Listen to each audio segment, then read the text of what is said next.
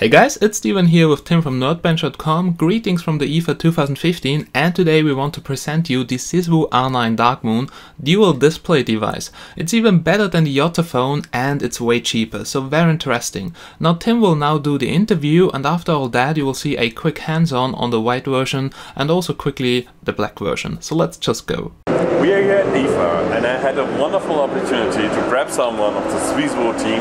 Just quickly introduce yourself. Yes, well, my name is Oscar Ramon. I am from Siswoo Mobile. Well, I'm here to present our new device, the Siswoo R9 Darkmoon.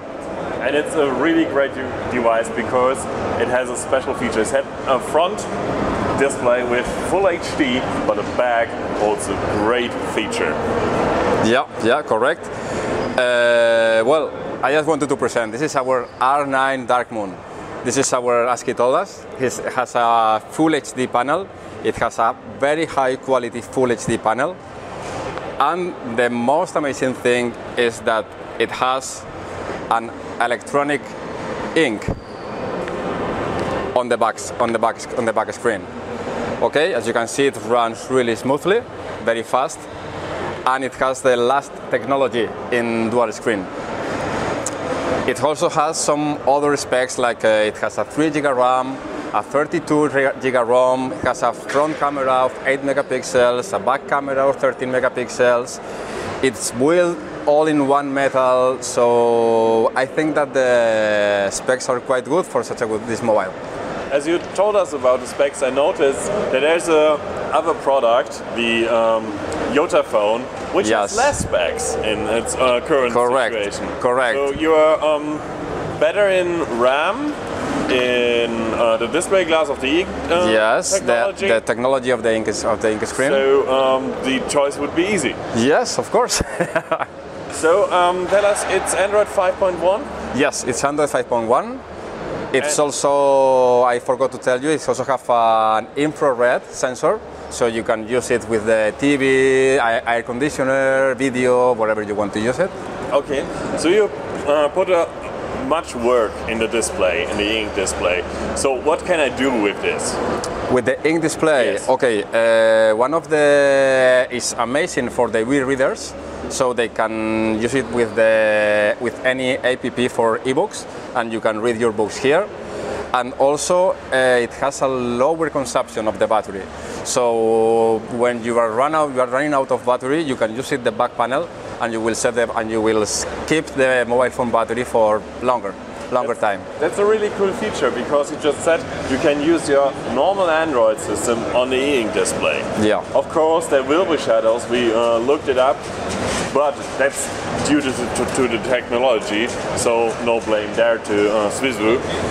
Did you use it for a while yourself? Yes, of course. Well, I had the opportunity to have it because we are releasing here, so no one can have it yet. But of course, yes, I have been using it for a long time, and it's really amazing. Tell us about the battery life. The battery life, it has 2,200 mAh. And it's quite enough because, as I told you, you can use it for a whole day with the front screen. But if you are running out of batteries, as I told you, you can use the back screen, and you can use it for maybe 2 or 3 or 4 days. That's great. So we heard that it's feature loaded. It has better specs than the Yotaphone. What is the price point? Price point is even cheaper than Yotaphone. The official price will be 429 euros. Nice. So tell me, what's the philosophy behind the phone? Okay, well, the philosophy of Siswoo is to make the e-readers an experience, and that's why we have been working for almost 6 months in offering a launch to offer the front screen in the back screen. So this launch can allow the end user to, it's not just a mirror of the front screen, it can offer them experience. So we are working on apps, on games, on photos apps, so they can see the experience of this mobile phone. So when you're talking about special programs in games, what do we have? What will we have? Well, we are working on this. We will have some cars games, some like menthol games and this kind of games. Nice. But this is what I tell you. It's not just a mirror. It's a special games for the e-ink. Okay, that's nice. So where do we get it? When? After IFA. After IFA, I think that we will start having stock after 1 month from IFA. And where?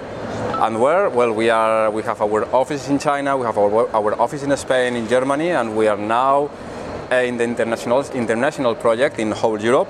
So very soon we will have it in whole countries in Europe.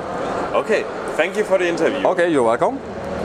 We will take a close look to the Siswoo R9 Darkmoon later on. ITX Tutor will do a close hands-on, so stay tuned for that. Alright guys, so here's a quick first look and hands-on on the Siswoo Darkmoon R9. And this phone is absolutely outstanding because, as you have seen before in the interview, it comes with an e-ink display on the backside. And it's not like on the Yotaphone, so the backside is not curved. This phone has a bar design, as you can see. It's also kind of slim, comes with a metal frame, non-removable back cover, so you cannot take it apart. But yeah, the design looks very, very good. Regarding the specs, the front is a 5.2-inch IPS OGS display, full HD resolution, but we all know resolution is not everything. You need to have a look at the colors and viewing angles, and they are definitely outstanding. Now the CPU is the MTK6752 1.7 GHz octa-core 64-bit, and it comes with 3 GB of RAM plus 32 GB of ROM. Inside of the device, so it is running Android 5.1. We can just have a look here at about the phone, and here you can see, so this is Lollipop, and currently the software version is still beta because the release is actually today, and it will ship out within 1 month after the IFA, at least then they will get stock. Inside of the device you have a 2500 mAh battery, which is not removable, but due to the e-ink display on the backside, which is a 3rd generation display, not like a 2nd generation on the Yotaphone, you have a lot of battery lifetime. But with the normal display, they told me the battery lifetime is around 1 day. It features dual band Wi-Fi and 2G, 3G, 4G frequency, so you will find all the specs down below in the description. Okay, then let's have a quick look at the smartphone. Now you see it runs Android open source project, so really stock. There are just some e-ink test applications installed, but it's very close to stock, comes with the Google Play Store and everything, no need to worry about that. Let's have a look here at the Android status bar. So here we have a brightness slider for the LCD display here, Wi-Fi, Bluetooth, GPS, cat screen, data connection. So not so many special things, but let's go quickly here to the settings. And I really have to say, the display is looking great. So the colors and everything. And we can quickly go here through the connectivity. So here you can see Wi-Fi and Bluetooth, which I cannot test here because the Wi-Fi is not working. There is no hotnode inside and also no NFC inside. So no other additional network features. Then let's have a quick look here at the storage, and we have 26 GB, so 1 big partition. That's really great. There are no 2 partitions, and you really have a lot of space for apps and games. Okay, regarding the battery, now I can just show you here this graph because we just revived it from the power bank, and I cannot do any long-term test, but I'm definitely doing a review on this device because it looks awesome. Let's have a look at apps running in the background. That can be interesting. AOSP, Android Open Source Project, won't eat so much RAM, and we have around 900 megabytes of RAM, but we still have around 1.1 gigabyte of RAM. Now the R9 Darkmoon comes with 3 gigabyte of RAM. It shows here that we just have 2 gigabytes because this is a test sample. But don't worry guys, the final product, it will ship out with 3 gigabytes of RAM. Alright, that's here everything inside of apps. Language and input, so we can also have a look at that, maybe interesting. So features a language pack, multi-language, and it's not the full Android language pack as I see because some German things are missing, but most languages should be in there. Okay, that's basically it. So there are no fancy features here actually inside of the ROM which I can show you, but we can now switch to the back side to check out the e-ink display. Now it works like this. You now lock the screen, and then you tap here, you turn it around, and you press the power button again. But this is just because it's a better firmware, And yeah, the final firmware is not released right now, but in the final firmware you just have to lock it, turn it around, and boom, you can access the e-ink display. What's nice about the third generation of those e-ink displays is the fact that scrolling is way faster. You now don't have 2 Hz anymore like on the Yotaphone, you have now here 12 Hz, and that means a way higher refresh rate, and as you can see, it feels pretty good. It would also be good for watching movies, but there is one reason why you shouldn't watch movies, and this is the fact that it's a physical display. It's not an electronic display like an LCD, so this can actually wear out, but it will last longer than the phone, I guess. So that's basically it. Here at the bottom you also have capacitive touch buttons, as you can see, so that little bar here with the Siswoo logo, which lets you switch here between pages on the launcher. Some nice looking white frame around it, that's the white version. We can also have a quick look at the black version. Here the rear camera, single LED flash. Rear camera features 13 megapixels. I'm not really sure about the sensor, doesn't say anything in there. The display size is 4.7 inches, e-ink, and it's QHD, not Quad HD, it's a QHD, and it's 540 times 960 pixels. Okay, front side, what I really like about the front side is the fact that the bezels are very thin. And oops, let me switch back here to, yeah, now we are back on the LCD. What I really like is that the bezels here are very, very thin, so I would say 2 millimeters on each side maximum. At the top, light and proximity sensor. Here we have the speaker, and here the front-facing camera. Now the front-facing camera, they just upgraded it to ship with an 8 megapixel camera, because also a lot of young people will buy that and they want to have a great selfie function for sure. At the bottom we have capacitive touch buttons. Looks somehow kind of strange because I don't see a backlight. There's just a small backlight, like, yeah, a little, it looks like a little line and not much more. Not really sure if that is the final version, but yeah, we'll see it soon enough. Now the phone comes with a metal frame all around it. Here you can see the SIM card tray.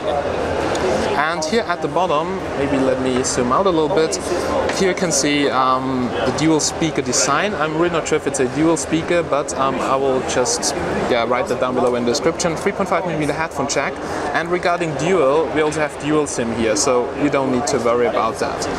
Here on the other side we have the power button made out of metal, all along also with the volume rocker, so up and down. And at the top here, we have, for instance, an IR blaster to control the TV, air condition, whatever you want to. Just like on a lot of other China phones, Q-Wood X10, X11, I think, they also came with an IR blaster. Maybe you have some other application to control that, some universal app from the Google Play Store, because I didn't see that there's something pre-installed. Top microphone, well, that's basically it. So you still see what was going on here on the back side, and you see it freezes actually, so that's something which happens on e-ink display when you don't use it.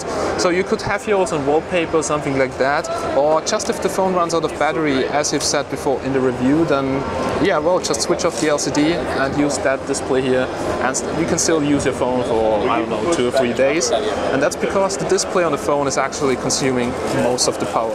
So definitely something I'm going to look to in the future, but I would prefer the black version. White version is not something I really like, but I also did see the black version and it looked super awesome. Okay guys, last but not least, just a very quick look at the black version, and that's what I prefer. So also the frame here looks different, so it does not look golden like on the white version. It's some dark grey frame, and here also the back cover. I think this looks way better than the white version, but it's just my personal opinion on it. And here once again on the back side you can actually see we have here the micro USB port to charge it, here the 2 screws to remove actually, and then you could just separate the 2 case parts, because this phone consists basically out of 2 shells put together inside of the frame. Alright, that here, the black version, as I've said before, it's looking very awesome. As I've said, it will ship in 1 month or something like that, and the price, they said it's I think 430 euro, and I think the price is really okay if you keep in mind that the Yotaphone is almost double the price. So that was my quick first look and hands-on the Siswoo R9 Darkmoon. So far an absolutely outstanding device, and I'm really looking forward to the full review. So thanks guys, have a look at Nerdbench blog too, so nerdbench.com, and also subscribe to my channel for more content. Thank you and bye bye.